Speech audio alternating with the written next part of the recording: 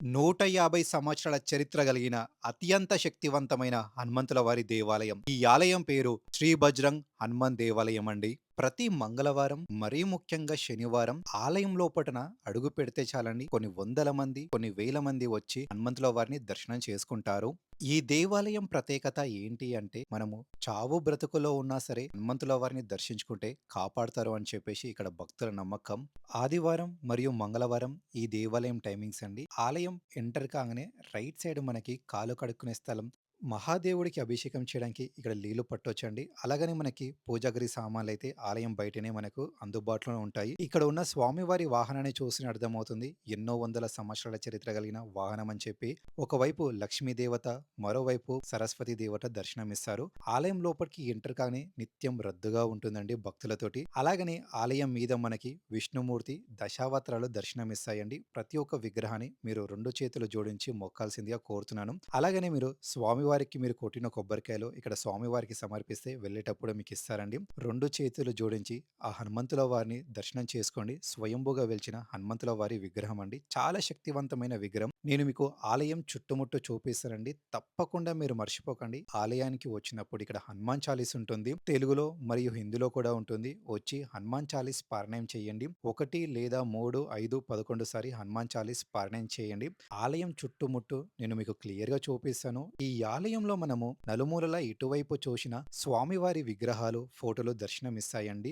హనుమంతుల వారి ఆలయం చుట్టుముట్టు మనకి విష్ణుమూర్తి 10 అవతారాలైతే ఉన్నాయండి. మీరు చూసినారు కదండీ! మత్స్యావతారం, కూర్మావతారం, రామావతారం ఇలా స్వామివారి 10 అవతారాలు మొత్తం ఆలయం చుట్టుముట్టు ఉంటాయి. ఈ ఆలయం మనకి లెఫ్ట్ సైడే మనకి రాముల వారి ఆలయం దర్శనమిస్తుంది. మీరు చూస్తున్నారు కదండీ! ఆ ఆలయం లెఫ్ట్ సైడే ఇక్కడ రాముల వారి ఆలయం దర్శనమిస్తుంది. మర్చిపోకండి. తప్పకుండా ఒక 5 నిమిషాలు ఈ రామాలయం దగ్గర కూర్చొని హరే రామ, హరే కృష్ణ, కృష్ణ కృష్ణ, హరే హరే అని చెప్పేసి జపం చేయండి.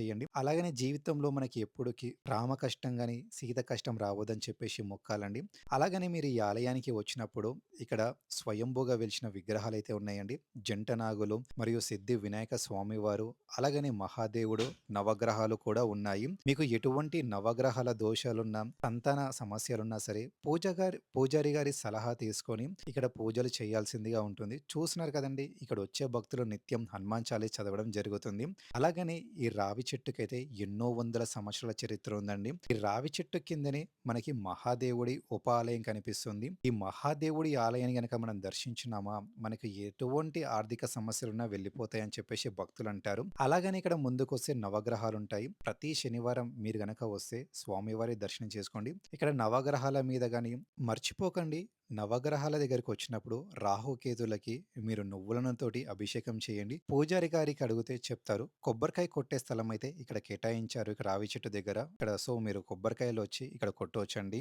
ఎవ్వరికైనా సరే మీకు ఏలినాటి శని, మీ ఇంటి వాళ్ళు ఎవరైనా హాస్పిటల్‌లో పాలవుతున్నా సరే, ఉస్మానియా హాస్పిటల్‌లో ఉన్న వాళ్ళైతే వాళ్ళ ఫ్యామిలీ మెంబర్స్ చాలామంది ఈ ఆలయానికి విచ్చేయడం జరుగుతుంది. ఇక్కడ మహాదేవుడి ఆలయం గాని, నందిని చూసినారండి. ప్రతి దేవాలయంలో మహాదేవుడికి ఎదురుగా నంది ఉంటారు. కాకపోతే ఈ ఆలయంలో పక్కన ఉంటారండి. ఇప్పటిదాకా మీరు మన వీడియో చూసుంటే తప్పకుండా మీకు ఈ వీడియో నచ్చిందని చెప్పేసి కోరుతున్నాను. ప్రతి ఒక్కరు ఈ ఆలయం ఉన్నట్టు ప్రతి ఒక్కరికి తెలియాలంటే వీడియోకి ఒక లైక్, ఒక కామెంట్ చేయండి. యూట్యూబే ఎన్నో లక్షల మందికి రికమెండ్ చేస్తుంది. జై శ్రీరామ్, జై హనుమాన్ అని కామెంట్ చేయండి. ఇక్కడ హనుమంతుల వారి విగ్రహం మీద మనకు చూసే అనంత పద్మనాభ స్వామి వారు దర్శనమిస్తారు. అలాగని ఇక్కడ బాల హనుమాన్ మరియు వీర హనుమాన్ దర్శనమిస్తారు. చాలా మందైతే చిన్న పిల్లలని తీసుకొని కూడా ఈ ఆలయానికి విచ్చేయడం జరుగుతుంది అండి.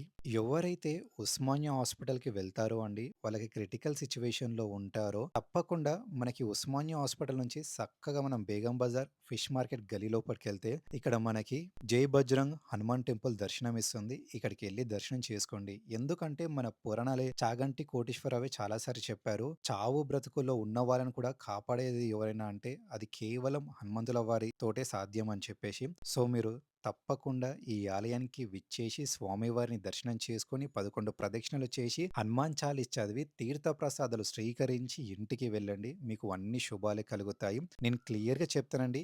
ఈ దేవాలయం పేరు వచ్చేసి జై బజరంగ్ హనుమాన్ దేవాలయం అండి. మనకిది ఉస్మానియా హాస్పిటల్ నుంచి స్ట్రెయిట్‌గా వెళ్తే 500 మీటర్స్. మనము 1,00,000 మంది సబ్‌స్క్రైబర్స్‌కి చాలా దగ్గరున్నామండి. మీరు చేసే సబ్‌స్క్రైబ్ తోటి 1,00,000 మందికి రీచ్ అవుతామండి. దయచేసి ఎవరైతే కొత్తగా చూస్తున్నారో మన ఛానెల్‌ని సబ్స్క్రైబ్ చేయాలని చెప్పేసి కోరుతున్నాను. ఇప్పటివరకి నేను మీకు 101 దేవాలయాల వీడియోలు చూపించానండి. ఇది నా 102వ దేవాలయం.